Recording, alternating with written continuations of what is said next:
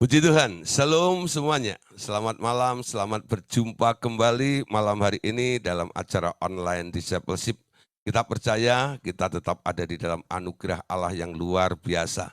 Walaupun hari-hari ini kita masih ada di dalam masa-masa PPKM ya, di mana semua terjadi eh, hal yang musibah ya pandemi yang belum berakhir.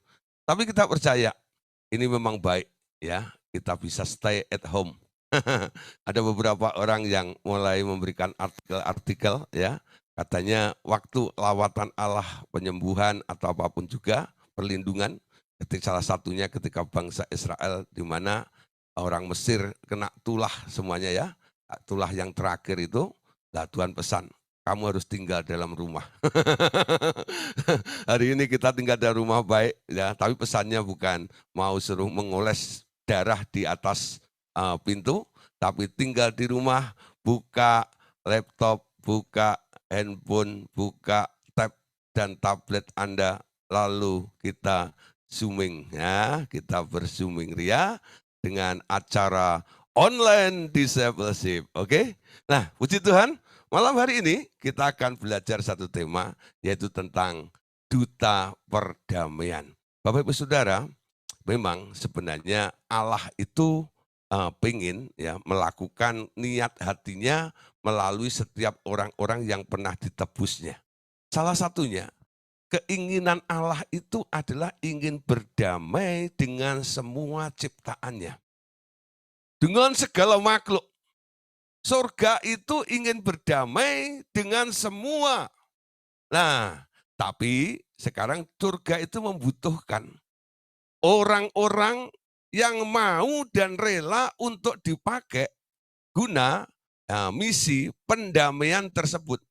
Nah, sekarang ada tawaran bagi kita semuanya.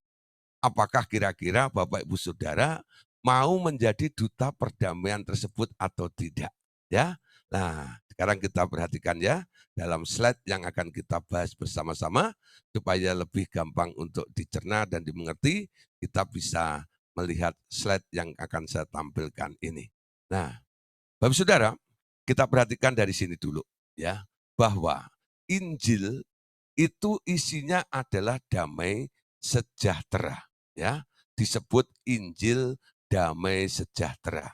Jadi boleh dikatakan, tahukah engkau bahwa Injil sejak awal mulai disebut sebagai Injil damai sejahtera. Nah, kapan itu? Kita dasari dengan ayat ini. Dalam kitab Roma pasal 10 ayat yang ke-15. Mari kita baca bersama-sama, Bapak Ibu Saudara. Roma 10 ayat yang ke-15, 2, 3, 4. Dan bagaimana mereka dapat memberitakannya jika mereka tidak diutus. Seperti ada tertulis betapa indahnya kedatangan mereka yang membawa kabar baik. Ya, sekali lagi, dan bagaimana mereka dapat memberitakannya jika mereka tidak diutus. Seperti ada tertulis betapa indahnya kedatangan mereka yang membawa kabar baik. Nah, Bapak Saudara, saya ingat ketika kami ya sudah mulai lulus dari sekolah Alkitab sebelum diutus itu, banyak lagu-lagu yang dinyanyikan sebagai marsnya ya untuk pengutusan tersebut. Salah satunya, ini aku utus aku dalam ladang penginjilan, gitu ya. Nah, pokoknya intinya mau diutus ya. Nah, saudara, kita tahu di sini ya, salah satunya ada satu lagu yang saya suka juga ya. Betapa elok kaki pemberita Injil atas bukit-bukit. Jadi ketika nyanyi lagu itu tuh, ya, apa yang tersirat di dalam benak kita ini? Nah, para lulusan sekolah Alkitab ini, ya, termasuk saya pada waktu itu, ketika menaikkan atau menyanyikan lagu itu, kami siap untuk diutus. Walaupun harus ada di bukit-bukit, walaupun harus sampai di atas gunung-gunung, karena tahu bahwa betapa indahnya kedatangan mereka yang membawa kabar baik. Kabar baik apa? Injil itu adalah kabar baik, tapi diperlukan orang-orang yang rela untuk diutus lebih dahulu. Dulu saya berpikiran bahwa yang diutus itu yang boleh memberitakan Injil kalau mereka sudah lulus sekolah Alkitab, dapat gelar STH, MTH, MDiv, ya, STMJ dan sebagainya ya. Wah, sekarang banyak gelar-gelar macam-macam, doktor dan sebagainya. Nah, apakah itu persyaratan? Memang itu merupakan persyaratan secara akademisnya ya. Tapi sebenarnya persiapan itu bukan hanya sekedar kita diberi bekal pengetahuan atau teknik saja. Tapi yang lebih lagi, Tuhan itu melihat kesiapan hati kita.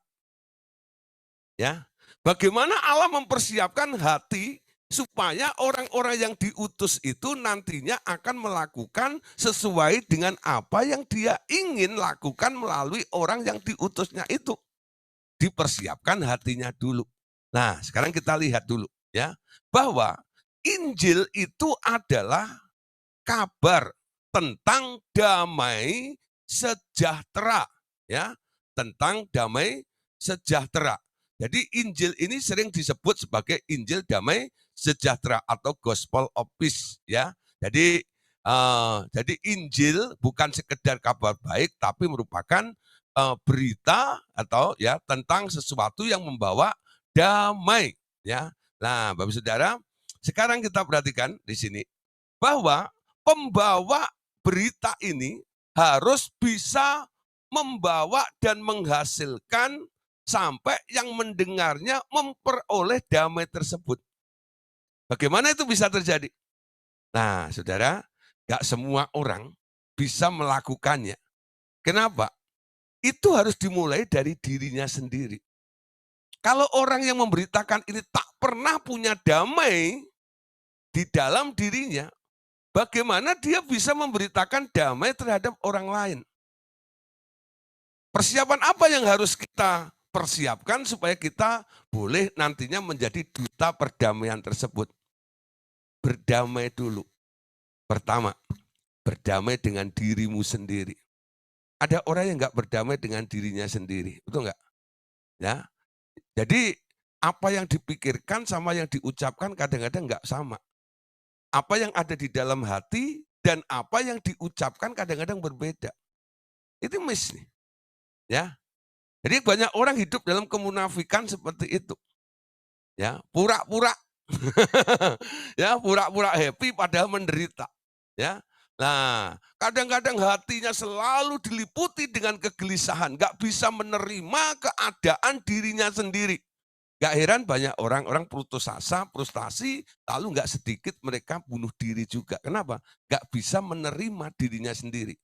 Kita harus bisa berdamai dulu dengan diri kita. Ya, semua ya dilahirkan oleh ibu dan ibu kita ini ya, itu sebenarnya unik semuanya ya. Banyak orang nggak bisa menerima keberadaannya. Kenapa saya menjadi anaknya orang miskin? Kenapa saya menjadi anaknya suku ini gitu ya. Nah, sehingga saya harus dibenci, saya harus diasingkan, saya harus didiskriminasi oleh suku yang lainnya. Nah, kadang-kadang kita nggak bisa terima seperti itu. Dulu saya juga sempat ngalami seperti itu. Ya, saya pernah berpikir kenapa saya dilahirkan sebagai anaknya pendeta. Ya, betul. Saya pernah berpikir seperti itu. Seandainya saya bukan anaknya pendeta, saya bisa lakukan apa saja. Ya, karena apa? Saya walaupun ya sudah melakukan banyak hal-hal yang boleh dikatakan dalam tanda kutip itu brutal gitu ya. Tapi masih ada hati. Artinya begini, saya tidak mau mempermalukan orang tua saya. Karena apa? Orang tua saya sebagai public figure ya. Nah, di situ saya mesti menjaga namanya juga. Tapi di sisi lain ya saya masih pengen melakukan hal sesuatu. Saya nggak bisa terima. Kenapa saya harus lahir jadi anaknya pendeta? Ya, akhirnya saya berontak. Ya, udah nggak tahan, berontak keluar dari rumah. Ya, nah sepertinya merdeka seperti itu ya. Tapi itu tetap nggak tenang.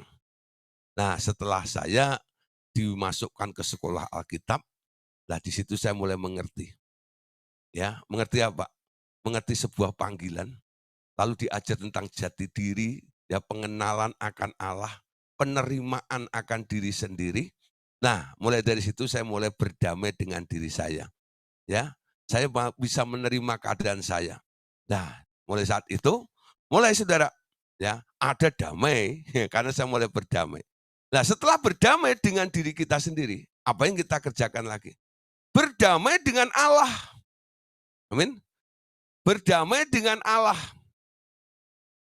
Ketika Anda bisa berdamai dengan Allah, Anda akan bisa mendapatkan sesuatu dari Allah. Ketika kita tidak berdamai dengan Allah, Alkitab mengatakan dalam kitab Yesaya, itu seperti gap yang menjadi pemisah antara engkau dan Allahmu adalah segala dosa dan kejahatanmu. Ketika ada pemisah, ada gap di situ. Semua yang baik, semua yang indah, semua yang luar biasa yang dari Allah itu nggak pernah nyampe ke dalam diri Anda. Kenapa? Ada yang sabotase di tengahnya. Makanya kita perlu berdamai dengan Allah. Caranya menerima Tuhan Yesus sebagai Tuhan dan Juru Selamat. Kapan itu saya lakukan? Ketika saya sudah jadi hamba Tuhan. Jadi enggak semua yang namanya hamba Tuhan sudah berdamai dengan Allah. Saya sudah lulus sekolah Alkitab. Saya sudah praktek di sebuah gereja. Ya, di sebuah gereja namanya Kota Nganjuk. Lalu suatu hari di Surabaya, di gedung Gosket itu, ada seminar. Ya, pendetanya orang bule. Ya, orang kampung kalau dengar kata bule gitu langsung wow. Langsung kita pergi berbondong-bondong ke Surabaya. Ya, lalu ikut seminar tersebut. Nama hamba Tuhannya adalah T.L. Osborne. Ya, nah di situ kami mendengarkan apa yang dikhotbahkan. Ya, sekarang saya baru mengerti. Sebenarnya khotbahnya itu khotbah dasar tentang apa? Born again, tentang kelahiran baru. Saya sudah pendeta, sudah hamba Tuhan. Dengar khotbah tentang kelahiran baru. Perlunya kita menerima Tuhan Yesus masuk ke dalam hati kita. Ya, nah disitulah saya tersentuh. Lalu ada altar call, saya maju. Ya, walaupun saya bersama dengan jemaat, saya nggak malu karena saya sedang butuh Tuhan. Saya maju, saya angkat tangan, lalu saya mengikuti apa yang dipimpin oleh pendeta T.L. Osborne itu. Nah, ditranslate oleh orang penerjemahnya, lalu saya ikutin kalimatnya. Intinya Wahyu 3 ayat 20. Mengundang dia masuk ke dalam hatiku. Setelah itu saya mengalami bukan sekedar damai dengan diri sendiri, tapi damai dengan Allah itu membuat damai di dalam diri saya itu melimpah-limpah. Amin. Ngerti tidak maksud saya? Ya, saya harap ini menjadi pondasi. Ini menjadi dasar. Kita sedang membahas tentang duta perdamaian. Allah ingin kita semuanya menjadi duta-duta perdamaiannya.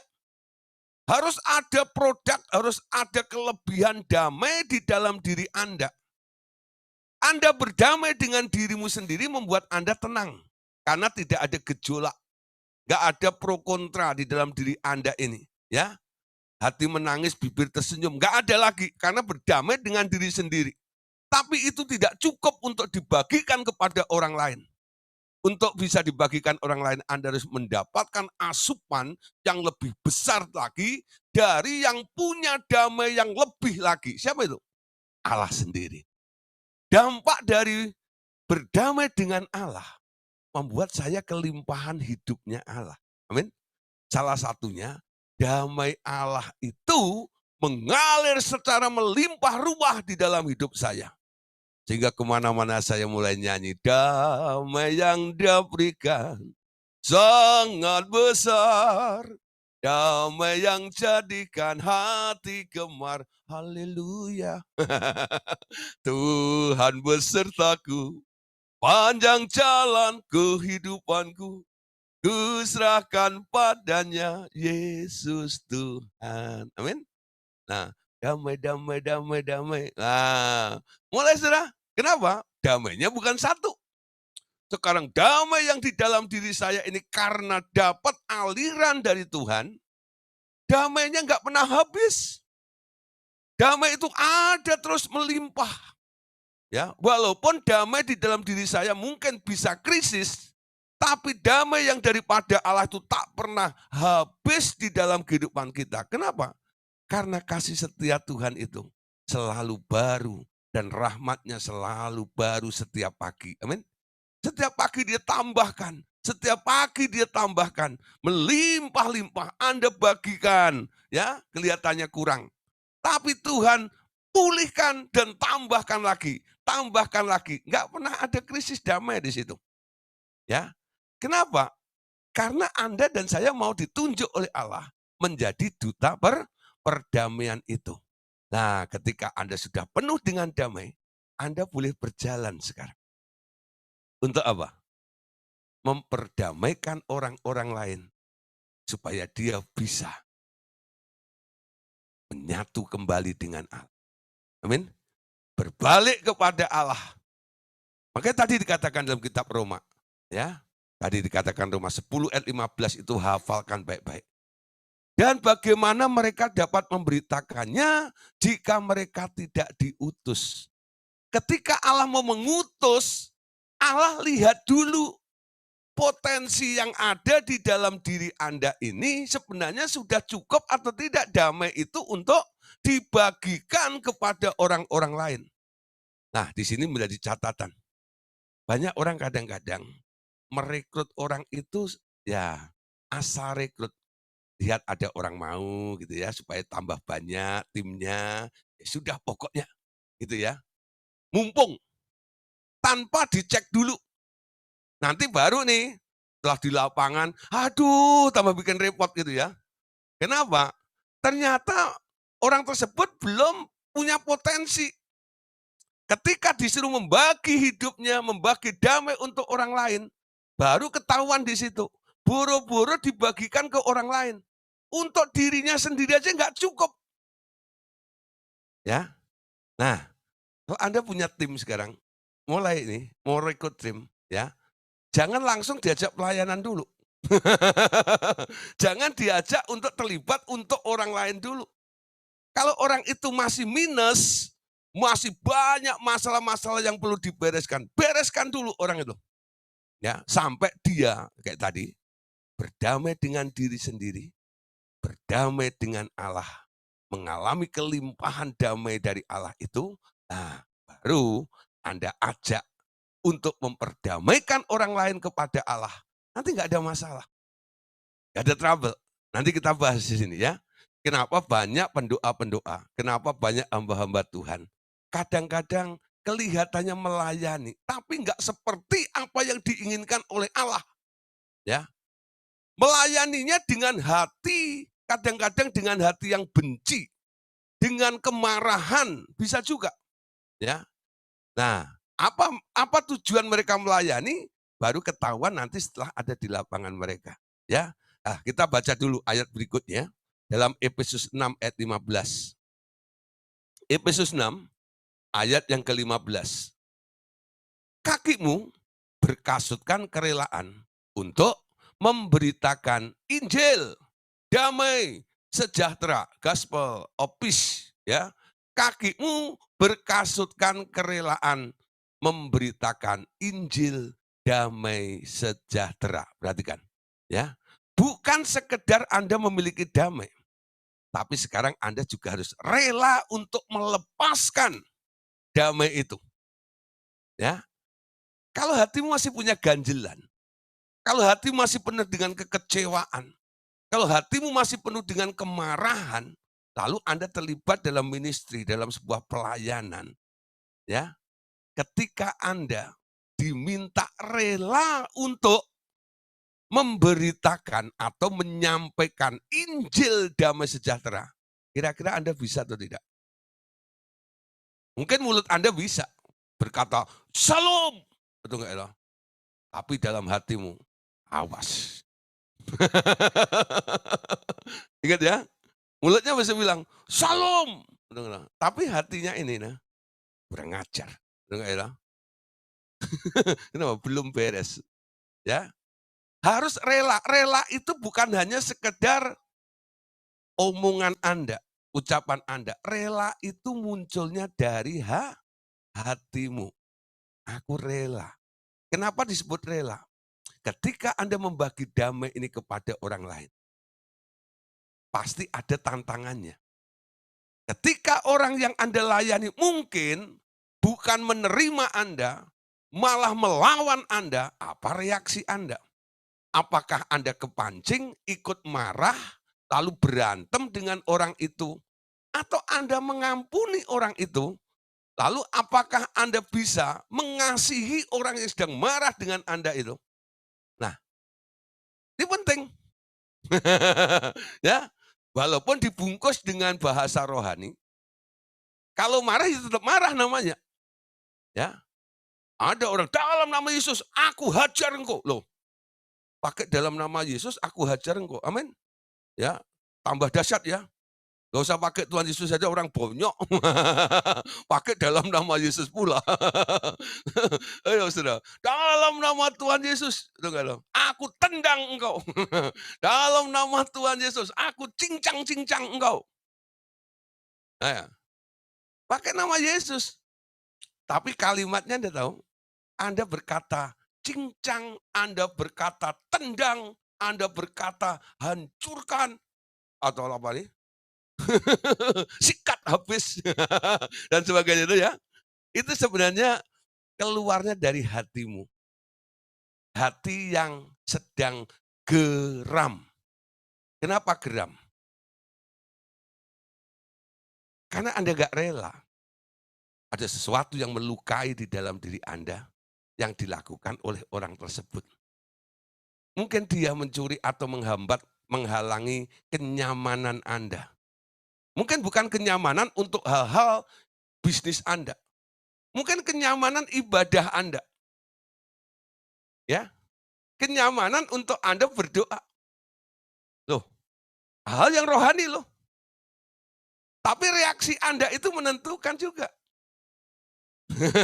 Apakah Anda berkasutkan kerelaan untuk memberitakan Injil damai sejahtera atau tidak? Nah, Bapak Saudara, boleh kita simpulkan bersama-sama begini.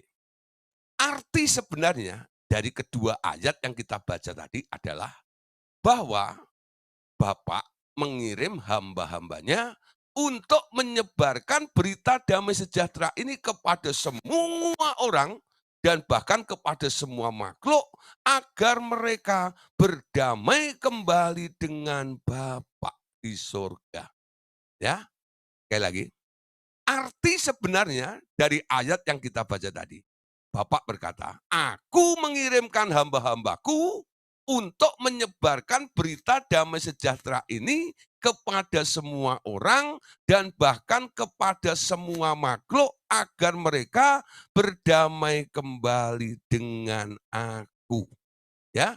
Nah, seharusnya sekarang tidak ada lagi ketegangan. Seharusnya sekarang tidak ada lagi persengketaan di antara orang-orang milikku, kata Allah Bapak. Ya, sebaliknya, kasih yang saling melindungi dalam rangka membawa damai sejahtera ini kepada sekalian makhluk di alam roh dan di alam materi. Amin. Nah, sekarang kita lihat. Damai sejahtera adalah sarana yang menghubungkan umatku satu sama lain. Amin. Jadi dengan adanya damai sejahtera ini Anda terkonek satu dengan yang lain. Kalau enggak ada damai, pasti ya yang akan terjadi apa? Persengketaan, perselisihan. Kalau damai itu menjadi tali pengikatnya, itu hal yang berbeda. Keadaan mungkin bisa buruk, ya. Keadaan mungkin bisa gak bagus. Tapi kerelaan mengenakan kasut damai sejahtera ini, itu melampaui segala keadaan, sehingga Anda tidak memusingkan keadaan orang lain. Walaupun orang itu mungkin sangat-sangat melukai Anda, tapi Anda punya misi. Anda sadar, aku ini adalah duta perdamaian. Aku nggak boleh kepancing dengan situasi ini. Aku harus menang dari situasi ini. Supaya apa? Tercipta sebuah perdamaian. Amin. Supaya tercipta sebuah perdamaian. Jadi nggak ada alasan. Wah ya, kalau dia nggak ngayal begitu, sebenarnya dia gampang Pak. Kalau Anda mengenakan kerelaan, kasut damai sejahtera itu, sengeyel apapun, mungkin dia super ngeyel sekalipun, karena kasutmu adalah kasut kerelaan, ngeyelnya orang ini bukan merupakan persoalan bagi Anda untuk menciptakan sebuah damai pada saat itu. Amin. Ya, karena Anda pembawa damai. Di mana Anda ada, harus tercipta damai. Amin. Jadi duta perdamaian itu sama dengan juru damai juga. Amin. Nah, Bapak Saudara, Allah Bapak mengingatkan, ya khususnya kepada tim RTM melalui Pak Andreas ini, dia katakan begini, perjuanganmu melawan roh-roh jahat yang banyak kali mencelakakan hidupmu selama ini, telah sedikit banyak menciptakan juga ketegangan di antara hambaku, anakku, ya. Nah, mereka merasa dipermalukan bila engkau berbicara tentang kekurangan pengertian mereka tentang peperangan rohani. Kenapa? Karena ego mereka amat terganggu.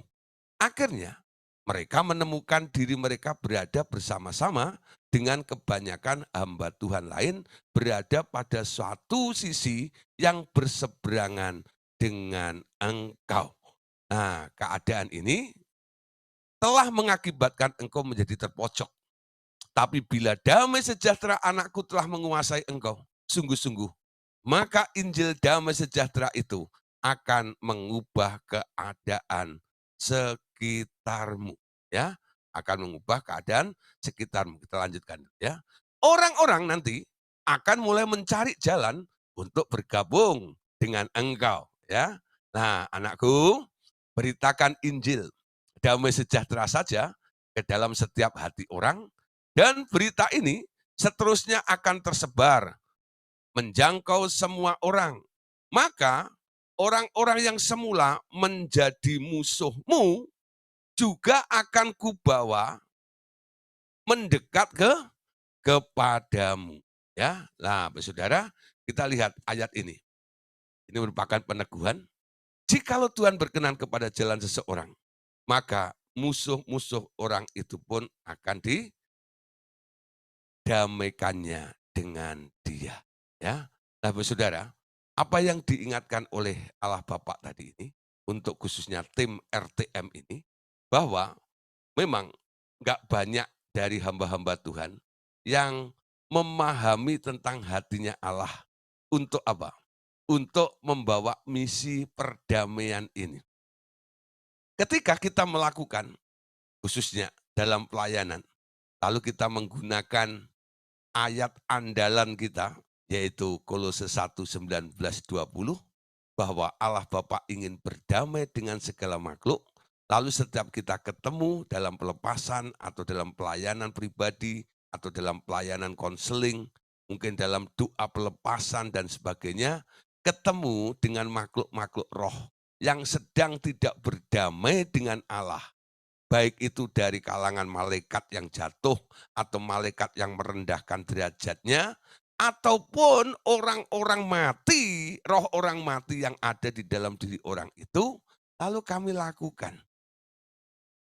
Ya, bukan kami tengking, kami hajar seperti masa lampau ketika kami masih ada di daerah karismatik zaman KPP dulu, ya.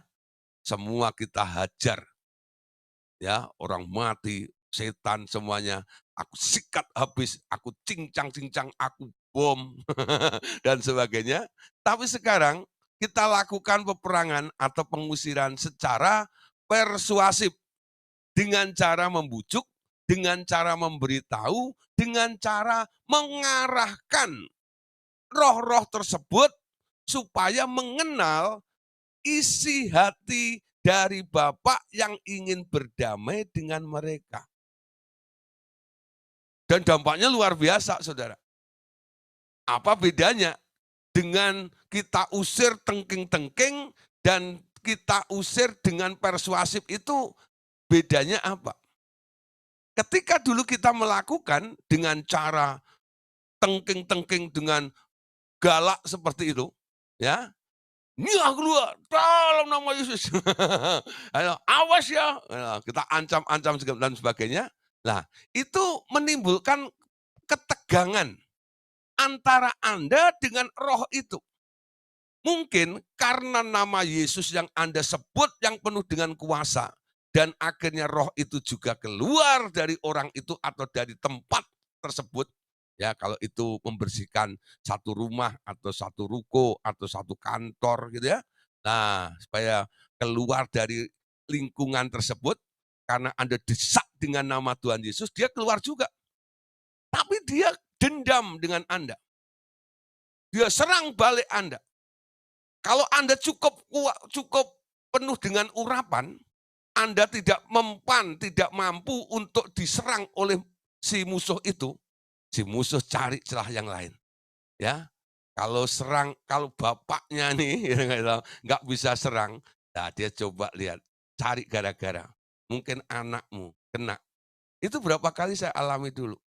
Saya menang di lapangan, ketika saya pulang ke rumah, ya, baru masuk rumah, istri saya udah mulai keluar. Dia bilang, "Pak, kenapa? Si anak nomor 2 panas." Ya, kalau nggak nuduh, nuduh satu. Pokoknya ngalamin seperti itu ya. Nah, ada saja masalahnya. Padahal pelayanan saya di luar, wah luar biasa. Iblis saya ganyang habis-habisan. Saya habisin, saya siksa, saya lukai. Gitu. Nah, itu sampai orang bilang, wah hebat Pak ya. Dan orang-orang pada kagum ya, mereka menghargai pelayanan kami. Karena apa? Sekali tengking, itu roh-roh ngacir semuanya, kabur semuanya ya. Nah, mereka melihat ada kuasa yang luar biasa. Tapi saudara, setelah selesai, banyak masalah yang terjadi di dalam diri saya. Ya. Tapi dengan cara yang kedua, dengan cara persuasif, dengan memberitakan Injil perdamaian kepada mereka, memberitahu kepada mereka bahwa Allah ingin berdamai dengan mereka dan kita perdamaikan mereka dengan Allah. Ada yang mau, ada yang tidak. Nah, tapi dampaknya berbeda. Saya hari-hari ini jarang mengalami namanya serangan balik. Karena saya tidak bikin sengketa, saya tidak bikin pertikaian dengan si musuh itu. Ya, adanya serangan balik karena Anda geram, karena Anda menciptakan pertikaian. Awalnya kan nggak kenal dengan Anda, bukan?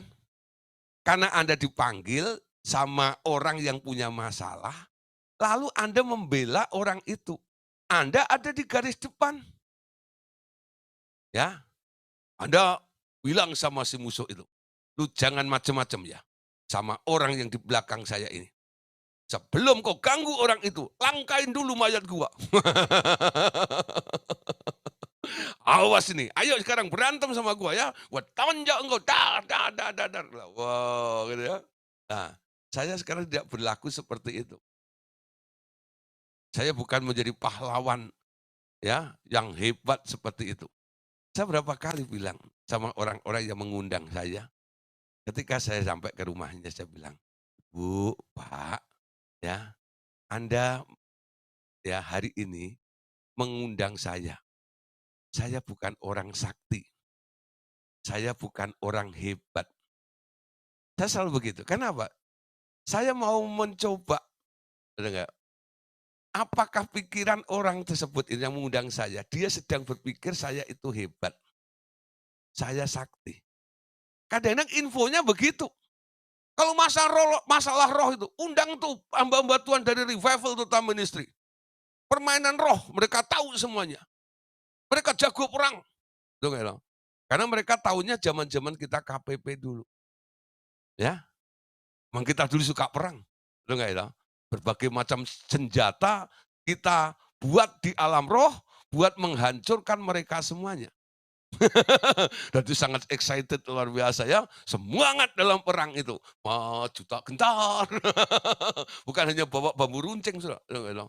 Kita cipta sampai namanya, senjata-senjata tercanggih pun asal saya ngomong di alam roh jadi. Lalu kita lempar ke si iblis, iblisnya itu babak belur semuanya. Nah, Bapak Saudara, nah iblis kadang-kadang dipengaruhi oleh si dukun-dukun yang pakai senjata tradisional. Ya, satu kali si iblis bilang, "Lu awas ya," dia bilang, "gua bawa senjata nih, ya." "Gua nggak takut." "Apa senjatanya?" Lalu dikeluarin, "Panah." Itu, dia bilang loh, "Kuno Bro, itu." Dia bilang, "Panah, pedang." Loh, "Gua juga bawa senjata nih." "Senjata apa itu?" "Eh, ya, bom." Aku lempar ke kau, granat, brus. Bus, kaget dia, gitu enggak. Lah si dukun-dukun tuh nyiptain apa panah, gitu enggak, dia bilang, panah api, bambu runcing.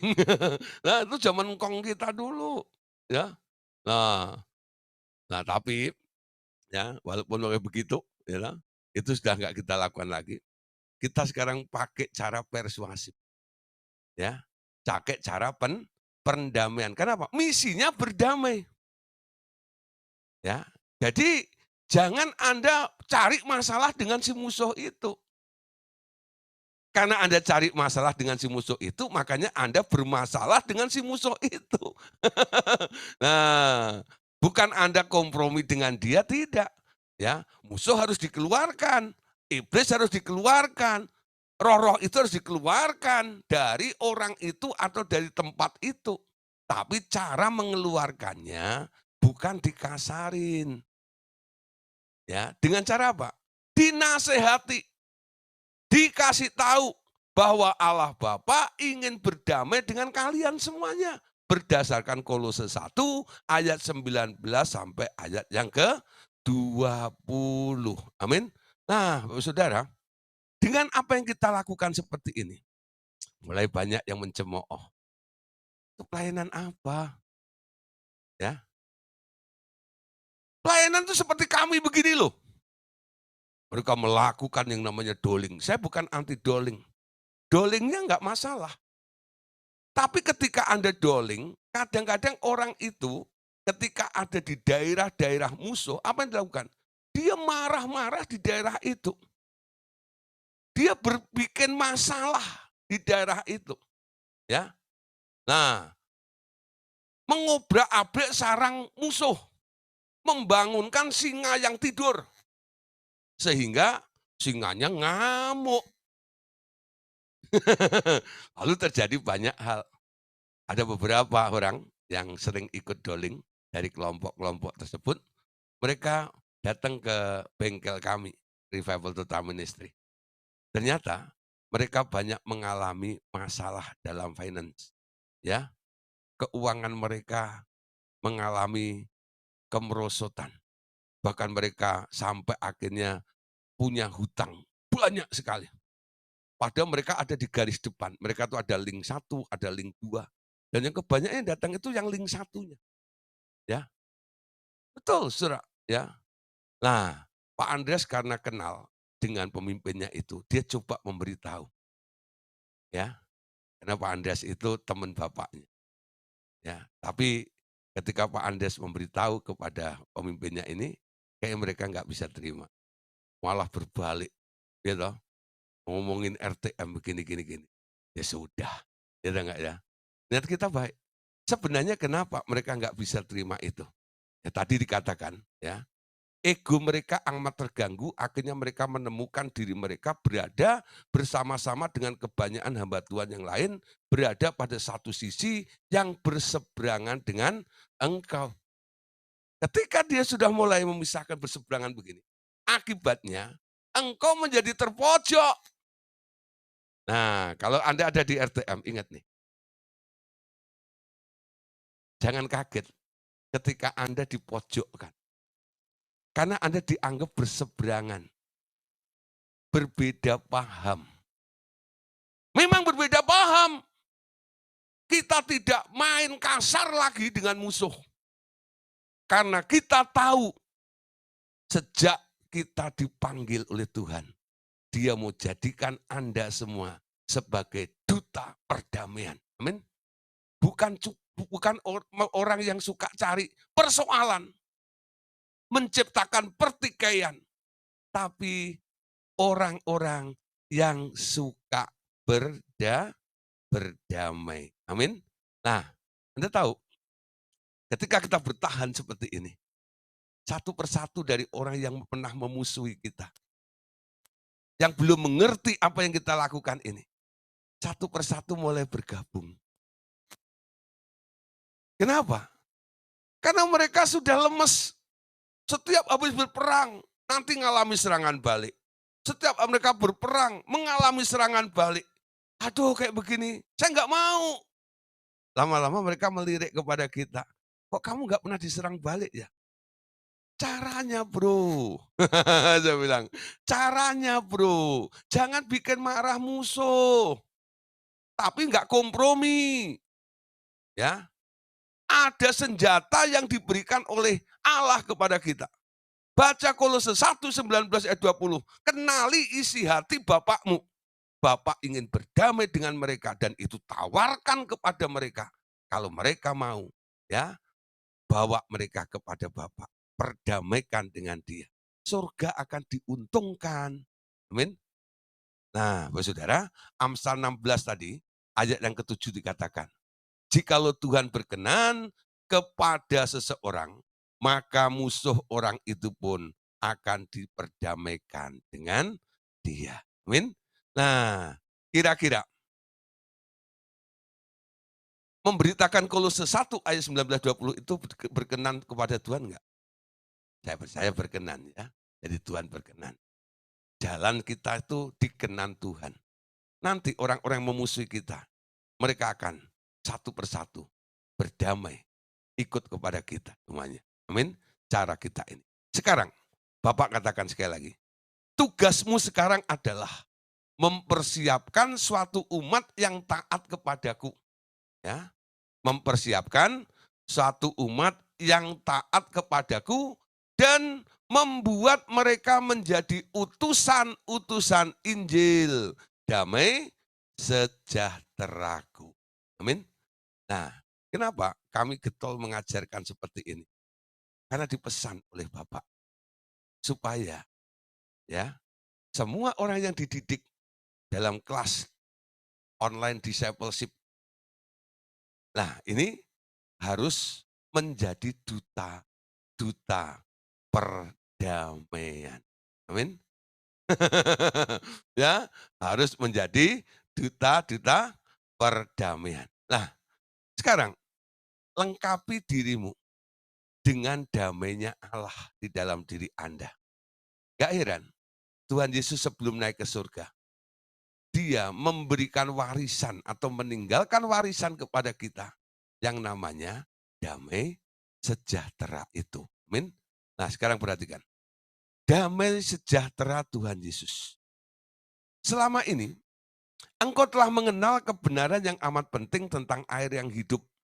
Dan mulai melihat kebenaran ini meluas kemana-mana, bukan? Sekarang aku hendak membukakan bagimu kebenaran yang lain, yakni tentang damai sejahtera. Sehingga engkau akan juga dapat menguasai dunia materi. Dan sama seperti air yang hidup, damai sejahteraku pun ini akan tersebar luas juga. Amin. Nah, saudara, tentang air yang hidup, awal-awal orang juga nggak terlalu mengerti. Tapi sekarang sudah banyak yang mulai memakai air yang hidup itu. Ya, mereka sudah mulai tahu bahwa mengucapkan sesuatu yang sumbernya dari Allah. dan ada dampaknya yang luar biasa. Karena orang itu menyatu dengan Allah. Omongannya jadi powerful. Betul nggak? Air yang hidup itu mencuci banyak orang. Ya. Nah, kalau saya diundang, mungkin berkesempatan untuk memberikan seminar Bali gitu ya kepada para hamba-hamba Tuhan. Biasanya saya pakai tema tentang air yang hidup. Karena hal ini belum pernah mereka tahu. Ya. Kalau saya diundang satu gereja yang baru mengundang perdana kami, saya gitu ya di gereja itu. Saya kadang tawarkan ini dulu. Gimana Pak Pendeta? Kalau saya bicara tentang aliran air yang hidup. Pendetanya bingung. Pak, itu khotbah maunya kemana ini arahnya? Ya, ya udah Pak, kalau Bapak belum ngerti, Bapak nanti ikut dengerin saja. Jangan kabur ya. Banyak kadang-kadang begini ya, pendeta itu kalau undang seseorang gitu, nanti saya datang situ, pendetanya kabur kemana, khotbah di mana gitu ya. Jadi gitu ya. Jadi pembala sidangnya nggak ada gitu ya. Nah, dan saya pesan gini, ya kalau Bapak nggak ngerti ya, nanti takutnya gini loh ya, saya cerita tentang sesuatu yang baru, nanti jemaat Bapak tanya kepada Bapak ya, lalu Bapak nggak ngerti. Kenapa? Bapak nggak dengerin ya. Nah, nanti setelah saya khotbah, ada sesuatu yang Bapak ingin tanyakan, ya oke ya. Tapi syaratnya satu, ajak makan saya. Sambil ngobrol. Ya, oke, habis khotbah gitu diajak makan saya gitu ya, makan siang gitu ya. Terus dia bilang, "Pak, tadi ini apa, maksudnya apa-apa." Saya jelasin gitu sambil makan ya. Dia makan dengan tenang, saya makan dengan ngomong gitu kan. Tapi ada sukacita tersendiri ya untuk membagikan itu. Dan setelah kami ya lakukan seperti ini, berapa bulan kemudian si pendeta telepon, "Pak, puji Tuhan, pengetahuan tentang air yang hidup itu sangat memberkati kami." Ya. Nah, Pak, itu baru sebagian, baru kulitnya. Nah, kalau lebih dalam lagi, ya undang saya lagi. Saya itu bukan gila undangan tidak, saudara ya. Tapi kalau memang mereka haus, dimanapun saya rela. Betul nggak? Kenapa? Ya tadi, betapa elok kaki pemberita Injil. Betul nggak? Atas bukit-bukit. Amin. Nah, nggak percaya, saudara. Ada tim saya dulu, saya ajak ke daerah Trenggalek itu ya. Oh, dia dapat bagian di atas bukit, gitu kan. Dia bilang, udah gitu dia pakai sepatu heel, naik ke atas bukit gitu. Keren dia, gitu kan. Pakai jas pula. Yang lainnya nggak pakai jas. Waduh, gitu dong. Waduh, jauh-jauh diajak ke sana, diajak bukit, ya. Padahal dia sudah nyiapin PowerPoint-nya, segala macam. Nggak taunya dapat jatahnya itu di atas bukit Zera, dia bilang. Nah, sama mbok-mbok yang ada di sana. Tapi dia merasa, waduh Pak, sukacita yang luar biasa pelayanan. Nah, nanti kalau sudah selesai pandemi ya, kita pelayanan lagi ya. Saya harap ini 90 orang semuanya. Nanti kita pergi kemana? Ya, Eee, ya terserah Tuhan akan suruh ke mana ya, nanti yang atur siapa ya, Cirebon juga boleh, ya silahkan, ya. Nah, hubungin kami ya. Oke, saudara, sekarang kita kembali sini. Jadi, tentang masalah damai sejahtera Sang Pencipta ini, damai pelayanan tentang pendamaian, duta perdamaian ini, nanti akan sama-sama cepat diterima dan menjadi dikenal oleh semua para hamba-hamba Tuhan seperti tentang masalah air yang hidup itu. Kenapa? Air yang hidup itu lebih cepat untuk mereka terima. Ya karena nggak menentang paham mereka. Ini hanya membedah atau meluruskan sedikit saja antara mata air dan air yang hidup. Betul nggak? Hanya menegaskan dan membuat, oh iya ya, seperti itu loh. Jadi kita memantapkan saja tentang air yang hidup ini. Tapi tentang duta perdamaian, berdamai dengan musuh, memperdamaikan makhluk-makhluk itu kepada Bapa ini. Nah, ini yang belum bisa dipahami. Karena paham mereka ya tidak sampai ke situ. Mereka bilang, iblis itu ya dibuang. Anda nggak punya hak untuk membuangnya. nanti ada saatnya dia harus dibuang. Tapi sebelum dibuang itu, semua diberi kesempatan yang sama untuk berbalik kepada dia. Amin. Nah, supaya ini didengar semuanya. Memang kalau sudah nggak mau disuruh balik, diajak balik nggak mau, terpaksa nanti dibuang. Itu kapan? Setelah ya Gog dan Magog nanti. Betul nggak? Nah, setelah Gog dan Magog, mereka diringkus habis, dibuang ke Gehenna. Nah, itu udah akhir. Kenapa? Waktu yang diberikannya sudah habis. Ya, karena kita masuk ke langit baru, bumi baru, kita ada di Yerusalem baru, kota Allah yang kudus itu. Di situ yang nggak kudus, yang salah, ya, yang berontak, yang najis, nggak pantas masuk. Harus disingkirkan di satu tempat namanya Gehenna atau neraka itu. Nanti, tapi hari ini belum. Hari ini mereka semua masih diberi kesempatan. Jika mau untuk bertobat dan kembali kepada Bapa berdasarkan Kolose 1:19-20, Bapak masih mau terima mereka. Amin. Nah, ini pesan Bapak ini pasti akan terjadi. Mungkin hari ini banyak orang yang masih berseberangan dengan kita. Belum bisa memahami tentang apa yang Bapak singkapkan rahasia ini kepada kita semuanya. Tapi tak lama lagi, nanti banyak orang bilang, gimana caranya memberitakan Injil damai sejahtera itu kepada para musuh-musuh itu. Amin. Nah, kita lihat ayat Lukas 24, ayat 19. Lukas 24, ayat 19. Katanya kepada mereka, apakah itu? Jawab mereka, apa yang terjadi dengan Yesus orang Nazaret? Dia adalah seorang nabi yang berkuasa dalam pekerjaan dan perkataan di hadapan Allah dan seluruh bangsa kami.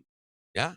Nah, penampilan Tuhan Yesus, pelayanan Tuhan Yesus itu juga membuat pertanyaan. Mereka bertanya, katanya kepada mereka, apakah itu? Mungkin tentang Injil perdamaian itu banyak orang juga nanti seperti itu. Apakah itu? Ya, siapkan diri Anda belajar dalam discipleship ini, dalam pemuridan ini, mengerti tentang pelajaran-pelajaran ini. Nanti kalau ada yang tanya, apa itu? Kalau orang Korea bilang, opo kui? Opo kui? Nah, Anda harus bisa menjelaskan. Anda harus bisa menjawab. Jangan nanti kalau ada orang tanya, opo kui? Apa itu? Bentar ya, tak telepon dulu Pak Gideon. Ada murid saya, udah mulai bereaksi, berinteraksi dengan beberapa orang, mulai berdebat ini dan itu. Lalu setelah ditanya ini dan tanya itu sama pendeta, ya. Nah, terus dia itu sama pendeta-pendetanya gitu, sama beberapa koleganya.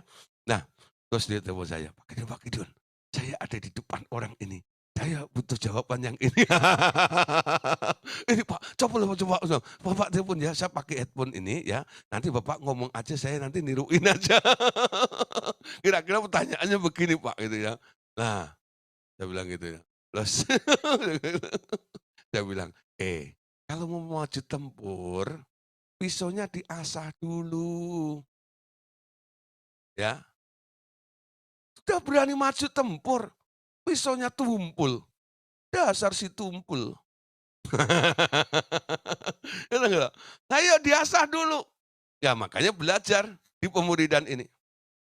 Nah, kadang-kadang 13 buku ini sudah selesai. Saya putar satu lagi, itu enggak? Bukan kurang kerjaan. Untuk memperdalam, mereview lagi, supaya Bapak Ibu Saudara itu lebih lagi. Ketika kita mendengar pertama, kita baru tahu. Ketika kita mendengar yang kedua, kita akan mengerti. Ketika kita mendengar yang ketiga, Anda akan memahami biasanya, ya. Nah, jadi memang kadang-kadang dulu awal-awal saya masuk revival Duta Ministry ya, dengar kaset atau dengar khotbahnya Pak Andreas itu dengar di, revival worship service dulu namanya, 2 Sabtu sekali di Walter Mongon City. Itu cuman tertarik aja, kok aneh ya, kok bagus ya, kesaksiannya gitu ya, ini orang nyentrik ya, kayak gitu-gitu tok gitu ya. Jadi nggak dapat apa-apa itu, ya. Lalu saya beli kasetnya, dulu itu dulu kaset ya, kalau sekarang CD, gitu. Sekarang apa, pakai MP3, pakai disk, flash disk gitu ya. Nah dulu zaman itu masih kaset, saya beli kasetnya, saya koleksi kasetnya, pakai Walkman itu ya. Nah waktu itu masih kos tahun-tahun itu, di kos itu saya pakai Walkman dengerin lagi. Itu satu kaset tuh sampai kasetnya itu dari suaranya kenceng gitu sampai ngerti kalau pitanya ditarik terus muter gitu loh ya loh. Kadang saya dengerin 3 4 kali gitu. Nanti yang kali kelima atau kali keenam saya baru ngerti. Oh, cara berpikirnya itu begini, hikmatnya itu begitu. Nah, saya baru bisa menyimpulkan arahnya kenapa kok jadinya seperti ini.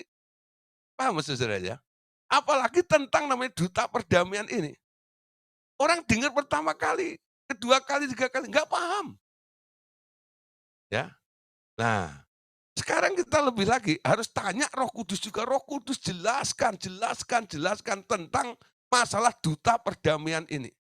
Kenapa engkau menyediakan jalan damai untuk setiap makhluk untuk berdamai dengan Bapa ini? Berdasarkan Kolose 1 ayat 20. Ya. Nah, Saudara, penting sekali. Nanti kalau ada orang tanya, apakah itu? Siapa yang jawab? Anda. Amin. Ya. Jika Anda bilang, Pak Gideon tolong nih, jawab ya. Loh, Anda udah ikut pemuritan, saya yang jawab. Jawab sendiri. Teganya, teganya, teganya, teganya. Ya tega harus. Betul nggak itu? Nah, amin. Nah, mulai nih, ya. Nah, supaya apa? Jangan hanya Gideon yang dikenal. Anda pun juga, ya, harus, ya. Dan nanti mulai banyak orang akan datang kepada Anda, lalu Anda muridkan. Kalau saya yang jelasin terus, nanti semuanya akan pemuritan sama saya. Tapi kalau Anda bisa jelasin, dia akan pemuridan dengan Anda akan jadi gurunya. Amin. Ngerti maksud saya? Ya. Nah, kalau saya harus keliling seluruh Indonesia gitu ya, saya nggak sempat di rumah nantinya, betul nggak? You know? Nah, dari Sabang sampai Merauke, tiap hari nyanyi, dari Sabang sampai Merauke, berjajar pulau-pulau. Anak saya telepon, "Pah, pulangnya kapan?" Nah, benar nggak? Nah, kami ini sedang mencetak para pengajar-pengajar, betul nggak? Nanti pasti akan ada orang yang tanya, katanya kepada mereka, "Apakah itu?" Nah, ketika ada pertanyaan gitu, pengen tahu, sini, amin, datang ke Pak Geding, ke kelapa kopior atau janur kuning atau apa, terserahlah. Pokoknya, sini, tak jelasin nanti. Amin. Ayo mulai ya. Nah, ya, kadang-kadang saya lempar ya kalau dalam diskusi itu. Coba tolong jawab, tahu nggak ya? Dari beberapa murid yang sudah saya anggap berapa kali bahkan mereka mengajar. Bukan saya malas menjawab, tidak. Ya, saya juga ingin tahu kemampuan Bapak Ibu Saudara. Mending salah menjawab di sini, tahu nggak ya? Ketika diskusi, saya pasti bisa meluruskan. Daripada Anda lepas sendiri, lalu jawabannya ngawur, betul nggak? Ada beberapa murid seperti itu. Kalau di depan saya itu nggak pernah mau berkomentar. Tapi di belakang saya komentarnya, "Halo halo Bandung, ibu kota periangan." Wah, gitu, loncer gitu ya. sampai akhirnya bikin miss. Ada yang bilang, "Wah, Pak kok katanya gini-gini?" "Siapa yang bilang?" "Si A ini." Waduh, ya karena dia murid saya panggil. "Kamu jawab apa?" Bilang gitu. "Dari mana pengertian seperti itu?" Nah, saudara, nah kita harus serempak, kita harus satu satu suara, bukan? Nah nah, kita sering diskusi juga tentang jawaban-jawabannya itu, amin. Nanti akan ada orang yang Anda dengar, apakah itu? Siapa yang jawab? Pak Simon, sini, tak ajak mancing. Nah gitu ya, temu ikan. Nah, sekarang perhatikan, engkau tahu bahwa tubuh manusia berasal dari tanah liat dan diubahkan hanya dengan firman yang mengandung nafas kehidupan. Hidup anakku telah mengubah tanah liat itu menjadi daging. Tetapi ketika roh itu meninggalkan tubuhnya, ia berubah menjadi tanah kembali. Jadi, kondisi tubuh manusia akan berubah sesuai dengan kondisi roh di dalamnya. Amin. Tadi kan ya, sekali lagi nih. Ya. Hidup anakku telah mengubah tanah liat itu menjadi daging. Tapi ketika roh itu meninggalkan tubuhnya, ia berubah menjadi tanah kembali. Jadi kondisi tubuh manusia akan berubah sesuai dengan kondisi roh di dalamnya. Sebenarnya Bapak mau cerita apa sih? Ketika Yahweh atau Tuhan Yesus itu menghembuskan nafasnya, memberi hidup kepada Adam. Itu membuat daging itu hidup, bukan? Tapi ketika Adam mulai makan buah pengetahuan baik dan jahat, dia mati. Rohnya keluar. Apa yang masuk ke dalam Adam itu keluar. Lah di sini tadi katakan bahwa semua segala segala sesuatu tergantung apa yang ada di dalam atau isi ya kondisi orang di dalamnya itu. Amin. Nah, sekarang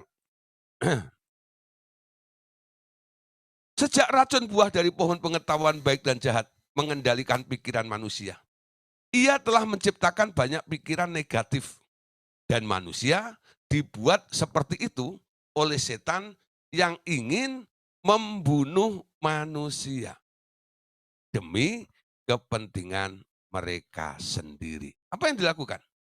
Iblis menciptakan begitu banyak penderitaan dalam kehidupan manusia. Begitu besar penderitaan itu sehingga membuat mereka muak dan menghujat namaku di bumi. Pikiran negatif itu membuat manusia berada di bawah kutukan yang semakin dalam yang mengakibatkan segala kerusakan organ tubuh mereka di bawah kendali rasa takut mereka sendiri. Dan dengan demikian, lalu mengundang lebih banyak roh-roh jahat masuk ke dalam diri mereka sendiri yang mengakibatkan sakit dan kerusakan tubuh mereka. Ya, nah perhatikan pikiran negatif akan menghasilkan roh yang negatif juga.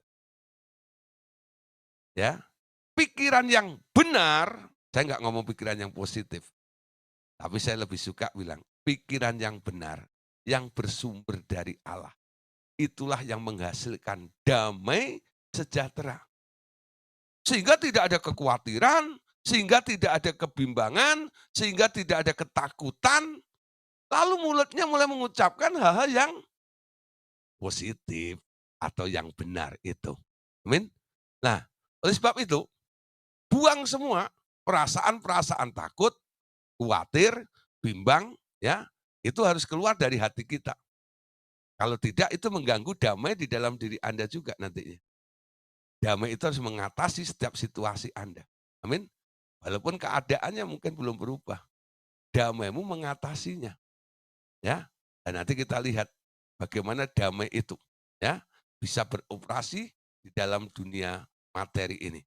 Perkataan-perkataan seperti jangan takut, ya, jangan khawatir, jangan cemas adalah sarana untuk menguasai keadaan dan hati seseorang, menyingkirkan roh-roh takut, cemas, dan khawatir. Amin.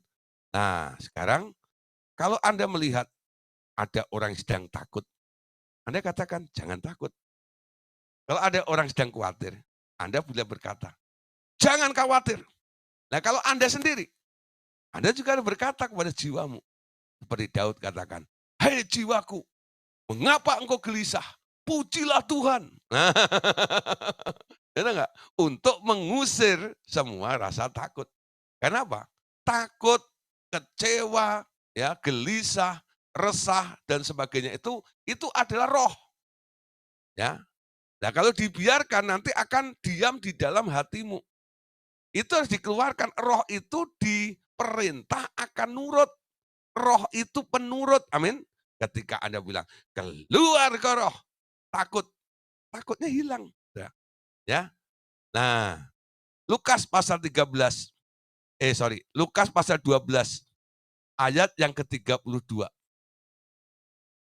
Tuhan Yesus berkata kepada murid-muridnya, "Janganlah takut, hei kamu kawanan kecil, karena Bapakmu telah berkenan memberikan kamu kerajaan itu." Amin. Nah, Bapak Saudara, walaupun mungkin Anda dari kelompok yang namanya minoritas, jangan takut. Bapakmu ada di pihakmu. Betul enggak? Nah, dia telah memberikan kerajaan itu kepadamu. Amin. Nah, Lukas pasal 12 ayat yang ke-22-nya. Nah, nih. Yesus berkata kepada murid-muridnya, "Karena itu aku berkata kepadamu, janganlah khawatir tentang hidupmu, mengenai apa yang hendak kamu makan. Dan janganlah khawatir pula tentang tubuhmu, mengenai apa yang hendak kamu pakai." Amin. Nah, tentang masalah kebutuhan kita pun juga, jangan khawatir. Khawatir itu enggak menyelesaikan masalah. Apakah dengan kekhawatiranmu engkau bisa menambah sehasta dalam hidupmu. Amin. Nah, saudara, akui pemeliharaan Allah dalam hidup Anda. Nanti Anda akan melihat, aku percaya ada mujizat. Amin. Mujizat itu akan terjadi dalam hidup Anda setiap hari. Ya, yang sudah ikut pemulihan atau online discipleship selama 1 tahun lebih ini.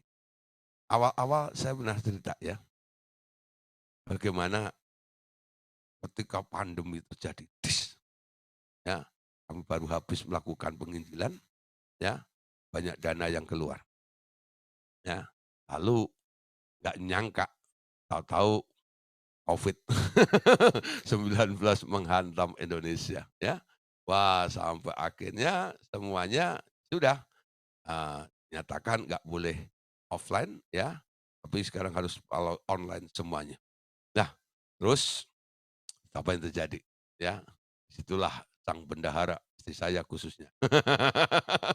Dia langsung berikan laporan ya, dia buka, apa dia bilang, ya, tadi di print out, ya, tinggal 3 juta ya, di rekening. Padahal pada tahun lalu itu kebutuhan saya begitu banyak ya. Apa, anak mau masuk kuliah, satu lulus, ya, satu wah banyaklah gitu ya, yang gede masih kuliah bayar semester dan sebagainya. Tinggal 3 juta, ya. Ini sudah berjalan 1 tahun setengah ya, pandemi ini. Namanya pemeliharaan Tuhan itu luar biasa. Kalau saya bicara seperti ini, bukan saya nggak mengalami, saya mengalami namanya mujizat Tuhan itu. Kuncinya cuma satu kok, buang kekhawatiran. Ketika khawatir itu muncul, Anda mulai angkat kebenarannya. Tuhan, Engkau memelihara aku. Wah, saudara, kuak, kuak, kuak, kuak, burung gagak. Pemeliharaan Allah itu ya sempurna, luar biasa. Ya, nah bukan hanya untuk diri saya kadang-kadang, tapi saya bisa memberkati ada beberapa hamba Tuhan. Ya, di tengah-tengah kesulitan seperti itu. Nah, makanya yang ada di Facebook saya ya, itu kan ada gambar pepaya, ya, pohon pepaya itu ya. Walaupun dalam keadaan yang sedang sukar, Anda harus tetap menghasilkan buah. Bagaimana bisa berbuah? Ya, itu bukan slogan-slogan toh. Saya ngalami, ya, saya ngalami. Kalau Anda mulai malam hari ini bilang, "Pak, gimana nggak khawatir dalam keadaan begini?" Saya ngalami keadaannya. Saya bisa nggak khawatir. Karena saya mengerti, saya dipelihara Tuhan. Anda pun juga seperti itu, amin. Jangan pernah khawatir dalam keadaan pun juga. Ya, coba mulai pegang. Kalau dulu saya berkata begini, kalau Pak Andreas bisa, saya bisa. Sekarang Anda bisa, ya kan Pak Andreas sudah nggak ada. Anda bilang, kalau Gideon bisa, saya bisa. Ya nggak apa-apa. Amin. Nah, mulai ini. Nah, mulai tiru. Apa sih yang membuat ya Gideon bisa? Lalu saya tiru. Apa sih yang membuat Pak Andreas bisa? Ya, kebetulan saya ikut kemana-mana dengan beliau. Saya ngerti jalan berpikirnya. Oh, kadang-kadang ada masalah itu begini. Saya nangkep hikmatnya begitu. Oh iya, Anda nggak usah ngikutin saya. Anda cukup, wah gitu ya, dah ya. Tapi kalau orang telepon tuh kadang-kadang cuman kolokan seperti itu. Kadang-kadang saya tuh, hei gini. Tapi kalau ada orang yang memang sedang mencari hikmatnya, itu saya layan dengan senang hati. Ya, karena saya sangat senang dengan orang-orang yang mau bertumbuh seperti itu. Karena dia tidak menempatkan dirinya sebagai victim. Amin. Ya, Anda bukan korban dari sebuah peristiwa. Ya, Anda adalah pemenang dalam segala hal. Cuman satu, untuk keluar sebagai pemenang, Anda harus menemukan hikmatnya. Amin. Di balik semua peristiwa itu pasti ada hikmat. Ketika kuncinya Anda temukan, pintu bisa dibuka. Kalau kunci tak pernah Anda temukan, sampai kapanpun, itu masalah nggak bakal terselesaikan. Kenapa? Terus tertutup di situ. Amin. Jangan khawatir ya tentang masalah hidupmu. Persembahkan hidupmu kepada Tuhan, lalu katakan, Tuhan, Engkau yang pelihara aku. Amin. Engkau yang mencukupi. Tiap hari nyanyi, El Shaddai, El Shaddai. Oh, Allah Maha Kuasa. Berkatnya, oke banget. Melimpah. Amin. Ya, El Shaddai ya. Nah, dia provider kita, penyedia dalam hidup kita. Itu kata El Shaddai itu artinya provider ya. Nah, Lukas 12:29. Jadi janganlah kamu mempersoalkan apa yang akan kamu makan atau apa yang kamu minum ya. Dan janganlah cemas hatimu. Ini akan menguras damai sejahteramu. Khawatir, takut, cemas sama. Ya makanya dibilang jangan cemas, jangan khawatir, jangan takut. Filipi 4 ayat 6 ya, dikatakan gini. Janganlah hendaknya kamu khawatir tentang apapun juga, tetapi nyatakanlah dalam segala hal keinginanmu kepada Allah dalam doa dan permohonan dengan ucapan syukur. Amin. Nah, sekarang perhatikan, jika engkau memiliki kekuasaan atas ketakutan manusia, engkau akan dapat memulihkan tubuh manusia ke kondisi semula lagi. Kesembuhan bermacam-macam penyakit akan terjadi.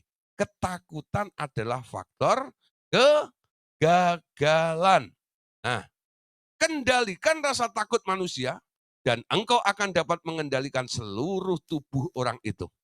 Damai sejahtera adalah satu hal yang harus kau ketahui dengan baik. Kenapa?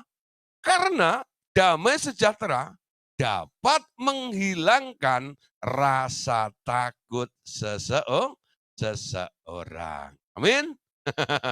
Wow, luar biasa ya. Yohanes 14, Yohanes 4 ayat 4 ayat 18. Di dalam kasih tidak ada ketakutan. Kasih yang sempurna melenyapkan ketakutan itu. Sebab ketakutan mengandung hukuman. Dan siapa yang takut, ia tidak sempurna di dalam kasih. Ya, Rasul Yohanes menuliskan, di dalam kasih tidak ada ketakutan. Coba cek, kenapa orang takut? Dia pasti sedang kecewa dengan Tuhan. Dia curiga. Isi doanya komplain. Tuhan kenapa begini? Oh Tuhan kenapa begitu? Kenapa istri saya, kenapa suami saya, kenapa anak saya, kenapa begini, gini, gini. Nah, ketika Anda nggak mengerti, nggak mengucap syukur kepada Tuhan, dan selalu komplain dengan seperti itu, habis doa bukan tambah tenang, bukan? Habis doa tambah gelisah. Gimana nanti kalau gini? Gimana kalau gitu? Gimana gitu? Betul? Ngalamin kan? Kenapa? Kurang mengasihi itu. Di dalam kasih tidak ada ketakutan. Amin. Ketika engkau mengasihi Allah, di dalam kasih itu ada trust, ada kepercayaan. Karena Anda tahu siapa yang Anda kasihi. Betul nggak? Hidup di dalam kasih seperti itu. Kasih itu melindungi, betul? Dalam pelajaran kasih, pernah ya? Nah, lupa pasti. Kasih itu melindungi, kasih itu seperti benteng, amin. Kasih itu seperti garnisum, ya. Hendaklah damai sejahtera itu memerintah, ya, dari seperti seperti apa? Pasukan yang mengelilingi Anda sehingga musuh tidak bisa menembus dalam hidup Anda, ya. Kasihmu harus kuat di dalam Tuhan itu. Amin. Nah, sekarang ya, ini Tuhan Yesus yang bilang. Kata dia Allah Bapak ya. Aku, Yesus telah memberimu damai sejahteraku sendiri sebagai hadiah bagimu hambaku. Damai sejahteraku sendiri telah kuberikan di dalammu juga. Jangan biarkan itu pergi dari hatimu. Engkau dapat memberikan pula damai itu kepada orang lain tanpa kekurangan damai itu sedikit pun. Damai itu dapat diberikan sebagai salinan kepada orang lain. Ya, kayak kopi ya, untuk orang lain. Tapi engkau tidak pernah kehilangan damaimu sendiri. Lihat, perdamaian adalah senjata pertama yang akan kau luncurkan bila engkau berhadapan dengan sekelompok manusia. Biarlah damai sejahtera menjadi tuan rumah yang diam di rumahmu, menghibur orang lain, menyembuhkan orang lain. Biarlah damai sejahteraku nantinya menguasaimu, engkau semua hamba-hambaku. Ya, nah ini pesannya. Jangan sampai krisis damai. Damai itu walaupun Anda berikan nggak pernah kurang. Kenapa? Terus mengalir, nambah terus, nambah terus. Kenapa? Dia alirkan sebanyak-banyaknya kepada Anda. Amin. Nah, Saudara, Yohanes 14 ayat 27. Damai sejahtera ku tinggalkan bagimu, damai sejahtera ku berikan kepadamu. Dan apa yang kuberikan tidak seperti yang diberikan oleh dunia kepadamu. Jangan gelisah dan gentar hati. Amin. Nah, saudara, perhatikan di sini ya. Anakku, ini Bapak ya, apa berita pertama yang dibawa oleh para malaikat pada hari kelahiran anakku pada waktu itu? Ya. Lukas 2 ayat 14. Kemuliaan bagi Allah di tempat yang maha tinggi dan damai sejahtera di bumi di antara manusia yang berkenan kepadanya. Ya, jadi malaikat itu membawa damai sejahtera. Ini adalah tanda utama dari orang Kristen. Mereka yang berkenan kepadaku akan membawa damai sejahtera yang akan mewarnai dunia. Aku hendak melengkapi semua utusanku dengan damai yang sebenarnya bagi dunia. Dunia ini penuh dengan teror dan ini akan terus bertambah setiap tahun. Banyak orang Kristen terseret ke dalam situasi yang sama dengan orang dunia. Tak seharusnya begini terus. Aku membutuhkan duta-duta damai sejahtera untuk membagikan damai ini ke seluruh dunia. Bila engkau dapat menjadi seperti itu, aku akan mengutusmu ke seluruh dunia sebagai duta besar berkeliling yang akan membagi damai itu. Amin. Nah, terus pernah dalam suatu masa di zaman The Beatles, orang-orang Amerika dan Eropa mencari guru-guru Hindu untuk mencari damai dan belajar dari mereka. Sehingga guru-guru itu memiliki pesawat-pesawat jet pribadi untuk terbang dari India ke negeri mereka. Nah, saudara, perhatikan ya, dunia ini sedang membutuhkan damai. Dulu pernah terjadi itu ya, Ada pendeta-pendeta Hindu ya, mereka diundang sampai ke Amerika, sampai mereka kaya raya. Pulang diamplopin gede-gede itu, sampai punya jet pribadi ya. Nah, nanti Tuhan juga bukan masalah Anda nanti jadi kayanya, bukan. Apa yang membawa Anda pergi sampai ke seluruh bumi pun itu, Dia nanti yang akan ongkosi semuanya. Amin. Ya. Gak heran Saudara, ya. Saya nggak pernah terpikirkan ada di Jakarta begini dan Tuhan bawa saya keliling ya, mana-mana dan sebagainya. Kalau mengingat asal-usul saya yang pernah datang ke rumah saya itu ya, berapa orang yang udah pernah tim ya, datang ke daerah saya, gitu kan, orang udik, benar Saudara, nggak pernah kepikirkan seperti itu. Tapi Tuhan yang mengangkat, Tuhan yang membawa, ya, Tuhan yang membiayai semuanya, ya. Nah, nanti itu lebih lagi Saudara, bentar lagi ya, kita akan dibawa sampai ke seluruh ujung ujung bumi, bukan ujung kulon Saudara ya, ujung bumi, amin. Nah, jadilah kayak Bu Sandra itu ya, itu keliling terus ya, ujung pandang 3 bulan, 6 bulan itu ya, pindah lagi Ambon, gitu, pindah lagi gitu, Semarang, Jogja, keliling terus itu.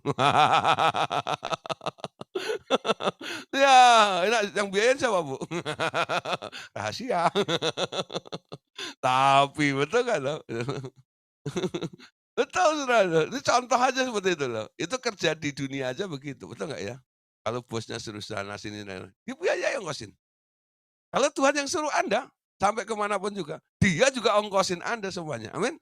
Jangan takut masalah itu. Nah. Pak saya mau ke Bali aja deh. Us. Ya. Nah, oke.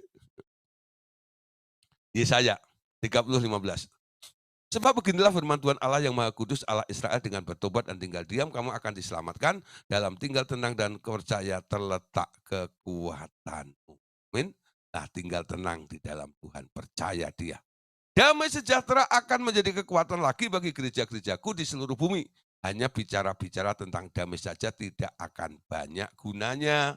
Tapi perdamaian dalam kenyataan akan mengendalikan dunia, terutama dalam situasi di mana kecemasan dan ketegangan yang meningkat di mana-mana.